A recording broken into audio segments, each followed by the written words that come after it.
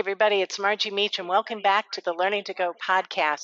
My guest today is Baba Brinkman. He is called the rap artist for people who don't like rap, and I guess I'm a case in point. What he's done is he has put together a new album called The Rap Guide to Consciousness. It's a peer-reviewed album about the neuroscience of consciousness with beats and rhymes and brain cells. So, Baba, welcome. And I have to tell you, I thought I didn't like rap music, but I love your work. Maybe it's because I'm so in love with your subject matter. So, what made you decide to marry science and rap in the first place? Well, I guess it was a scientist that put the challenge to me. I didn't just wake up one morning and say I want to be a science communicator and a hip hop artist, but my educational training is in comparative literature, and my first project was a rap adaptation of the Canterbury Tales. So I was a Chaucerian rapper for many years, sort of doing the medieval poetry mashup thing, and a biologist saw that performance in 2008, and he sort of took me aside and said, I really enjoyed that. It was a lot of fun, and next year is Charles Darwin's 200th birthday. How would you like to write a series of rap songs that explain evolution and natural selection to a general public audience? If you can do that, I can arrange a tour for you to come and do the show around England.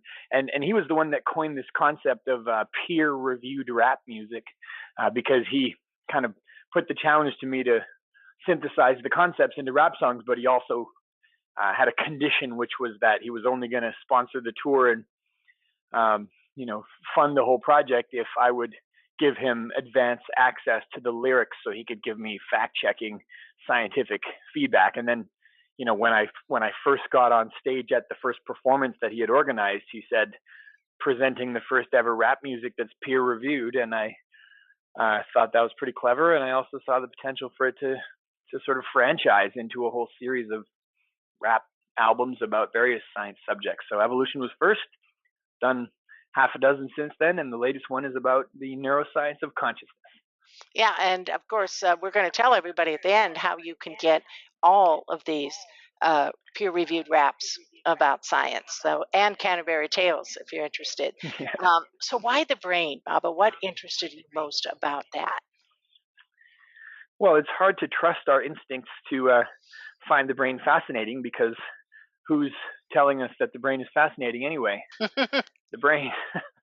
But there is something about it where it's, a physical object among other physical objects, and yet everything that every memory you have, every experience you have, every sensation that you value, it's all coming from there and passing through there. So it's kind of one of these final frontier mysteries is how it all works, and there's fairly complete descriptions of a lot of scientific phenomenon. It's like life is not a mystery anymore. It's fairly comprehensively understood right down to the cellular and molecular level, but consciousness is not fully accounted for by scientific theory yet, which makes it kind of exciting, because the new findings coming out every year are sketching out this picture. So it's like the knowledge that we had of what life was 100 years ago is like the knowledge what we have of consciousness right now. Did you find yourself changing the way you think about yourself as you were working on these lyrics? Yeah, I do actually. I take on theories when I'm preparing for a project. And when I was doing the evolution one, I started seeing everything people did through the lens of adaptationism. Like, is that behavior something you learned, or is it something that benefited your ancestors? Therefore, you inherited a propensity to that behavior. And there's not always an obvious answer to that. It's just an interesting perspective to take on a lot of things people do. And so with this one, that it was a similar perspective, except for it was probability and prediction was sort of the theme of the whole album. Is the brain is a prediction machine, and it very rarely, if ever, has certainty about what's going on around it. All it does is sort of make bets and guesses about what's out there in the world, and inference. So the Darwin one was all natural selection, and this new one is fairly riddled with references to the Reverend Thomas Bayes and Bayesian inference and Bayes' theorem, and the idea that the brain is kind of a Bayesian a Bayesian calculation machine that figures out the likelihood of social interactions and objects in the world, and what actions will lead to which outcomes. And um, you start sort of seeing probability everywhere, and gauging your actions based on what the inferred probability of the outcomes might be. And it's just an interesting perspective. You don't want to go too deep down the rabbit hole. You'll sort of be all calculation and no action. But it's interesting to sort of think that way about what we are. Yeah, it's the old question about metacognition, about thinking about thinking. And Mm-hmm. when you start to observe, in the past this was done by philosophers, right? We didn't know how the brain worked. Now this study of how we think, it's being done by scientists, by physicists and biologists, and um, it is changing the landscape, where it used to be just kind of anything goes. If a philosopher could make up a theory of the mind and get some other people to buy into it, it was considered legitimate. Now you have to have science behind it, at least in scientific circles. You do. I mean, there's always going to be people who feel they can just make up any old thing. But Yeah, I well, think, I think people have a sense that some people who are skeptical of the new scientific findings, like, oh, well, people have been doing this for millennia, speculating about what's going on in the brain, and science is yet another layer of philosophical conceptualizing. But there is sort of something new happening with the repeatability that's required of the scientific method, and also just some of the findings are surprising. They're not just theoretical. They're like teaching us things about the way we see the world that you can't tell from the inside. The introspection gives us nothing when it comes to like identifying the fact of us having a visual blind spot, or the way shapes and colors and pattern recognition, interpretation are all being processed in completely different parts of the brain, and then being experienced by us as a unified whole. But if you have a very targeted lesion in the brain, then you can lose your perception of one of those things and retain the other ones, and it can be sort of surreal for people that have that experience. But nothing about a normally functioning brain would tell you that those are separable processing units in the brain. yeah, yeah. In fact, one of my favorite tracks is about the Bayesian prediction capability of the brain. And there's a line that I just love about, you see colors, I see code, and where the brain, and that's the Mm-hmm. brain talking to us, which kind of also made me think about artificial intelligence, and that the foundation that we're doing now. I mean, some of your raps, they could be about an AI. That could be a robot talking, because that's ultimately the goal of artificial intelligence, is to replicate the brain. I wonder if you've thought about that connection, if you notice that. Yeah, and then the next question is, are conscious robots the future, or are we conscious robots? What's the definition of a robot? And if we really are just physical parts all the way down, having physical interactions and computational interactions with the world, obviously we don't think of ourselves as robots, but the experience that's demonstrated in the film The Matrix, where Neo sort of sees the Matrix and suddenly it's all just ones and zeros flowing around us. Um, that you don't have to be inside a computer to have that perspective, because in a way that's what we are all doing at all times. This is sort of like one of the most counterintuitive things to get your head around, but we never see anything directly. We just have photoreceptors at the backs of our eyes that trigger neurons to fire in patterns, but there's no light in the brain. So the brain doesn't ever encounter light. It only encounters patterns of neuronal firings that it has to deduce add up to color and shape. And we don't see it directly. We see a hallucination or a sort of matrix representation of it. And the question is, how closely does that track reality versus diverging from it? And you can experimentally trick the brain into seeing things that aren't there, or seeing things as they aren't really when you get closer to them. So we kind of all live in the matrix, actually. It's just the matrix of our brains That's right. interpreting the Yeah. signals from our environment. incredibly more complex. Some of your lyrics touch on that complexity, how many cells and how many connections and so on. So people will get a lot of actual scientific fact in your lyrics, which it speaks to that peer review process. They're also going to hear some actual scientists. You have excerpts from some pretty famous folks, philosophers and scientists, in several songs. Can you tell us a little bit about a couple of folks and why you picked them? Sure. Yeah. So one of the main people to appear on the record is Dan Dennett, and there's several quotes from one of his books, from Freedom Evolves, which isn't his voice; it's someone else reading it. But it has his witty turns of phrase. And I actually got to perform the show at a conference in Edinburgh, Scotland, like 3 days ago. Actually, I just got home the day before yesterday, and there was Dan Dennett sitting in the front row as I performed Rap Guide to Consciousness, and he seemed pretty appreciative. He tweeted that he thought it was brilliant, which was, for me, Wow. pretty Yeah. much the pinnacle of, I read a book, I get inspired by the ideas, I write rap songs about the ideas, and I get to perform for the author of the book within a matter of months and make a connection and like hang out with them and talk about brain science. So that was a cool one. And then there's several other, my wife, Heather, who's also a neuroscientist, appears on the Mary track, which is an excerpt from a TEDx talk she did. And then the main sort of scientific advisor, who was the chief peer review person on this project, was Professor Anil Seth, who is at the University of Sussex, and he recently had a TED talk that was downloaded millions of times. Mm-hmm. So I grabbed a few excerpts from that. I actually got him in the studio recording some vocals, and he had really, like, the ideas in the album are so nicely summarized by how he laid out his TED talk. It was just natural to knock snippets in here and there. And I kind of think like scientific lectures can sound pretty nice over hip hop beats if you take the right snippets and use it to set up a verse.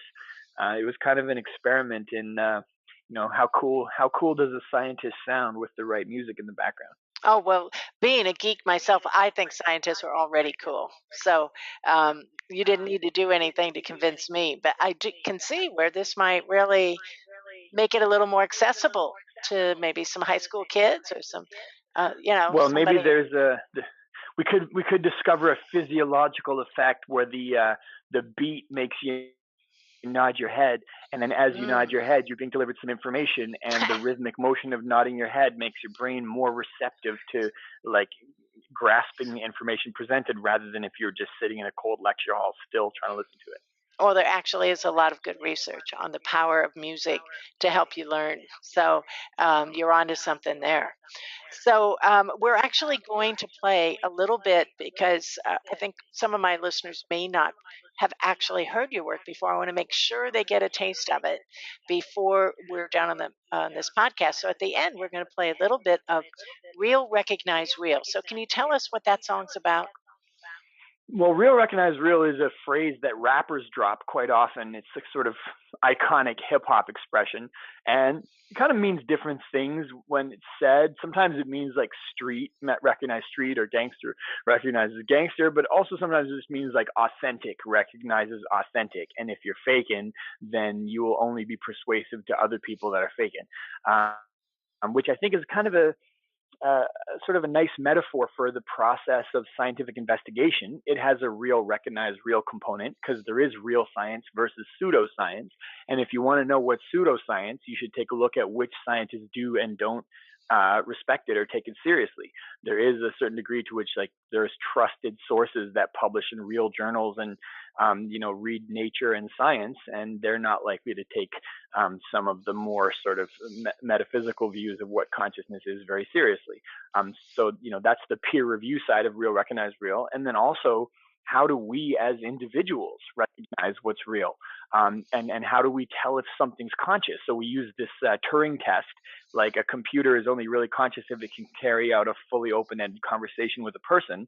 Well, that is yet another expression of real recognize real. Real consciousness is required to recognize real consciousness because it's the only thing that we know that has the ability to explore conceptual space in an open-ended manner, and that's sort of our basic test. So I'm trying to, like, weave all these different meanings of real recognize real into one rap song that sort of sums up the basic challenge of finding a material, non-magical explanation for the sort of experiential subjective side of a first person perspective on the world that we all savor.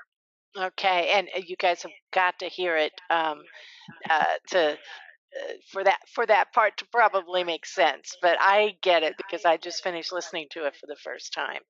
So, what are you working on now that's got you most excited? Well, the Rap Guide to Consciousness is not finished. I have been performing it at a whole bunch of festivals through the summer, and it's going to be playing off Broadway in the spring in New York.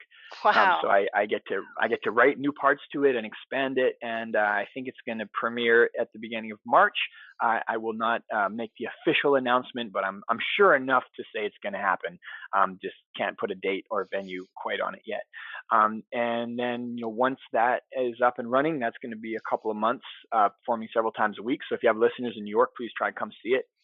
Absolutely. And then for my next project, I'm pretty interested in cultural evolution and the idea that the process that Darwin sketched out for how organisms evolve in natural ecosystems can actually be used to understand where doorknobs come from, and cars, and democratic systems and monetary systems, and just really look at sort of all the richness of what humans have invented as a Darwinian process that's governed by its own similar but not identical sets of variation and selection patterns. And if that's right, which I think a lot of contemporary sort of anthropology and psychology scholars are starting to agree that it is, then that suggests some ways of trying to change culture are going to be more effective than others, and it could actually be. I've been reading some exciting stuff about how evolve the world in a better direction. For you to make those kind of moves, you have to understand the underlying processes, and that means you have to put them through the Darwinian lens. So I'm working on ideas about a show that I'm going to try to bring out next summer. That's sort of the Darwinian view on all things cultural. Well, congratulations on your work, and I'd love to have you back to talk about Darwin and maybe talk about the Broadway play, the off-Broadway play. So, yeah, stay in touch and let us know how that's going. All right, fantastic. And for any of your listeners who have been hearing this conversation and don't know what to make of it, my only request is listen to the music and let it speak for itself, because you might just find that it surprises you. I agree. And where can people find your music, Baba? Well, you can find it anywhere good music is found. So you've got your Spotify, your iTunes, your Amazon, your Bandcamp, and that's probably the easiest one. And if you want to get it directly from me, it's music.bababrinkman.com. And we'll have several of those links available for you folks on the write-up on our site. You have been listening to the Learning to Go podcast. I'm your host, Margie Meacham, and my wonderful guest has been Baba Brinkman, who's kind of the poet laureate of science. And we've been talking about the Rap Guide to Consciousness. Thanks so much for joining us, Baba. We'll talk to you again soon. Thanks, Margie. My pleasure. Real, recognize real.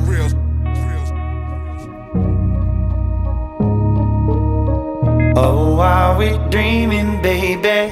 Or is this real? Recognize real. I'm trying to find a sign, but I can't tell. Recognize real. And I can feel you. Inhale your smell. Recognize real. Oh, baby, let's look beyond the veil.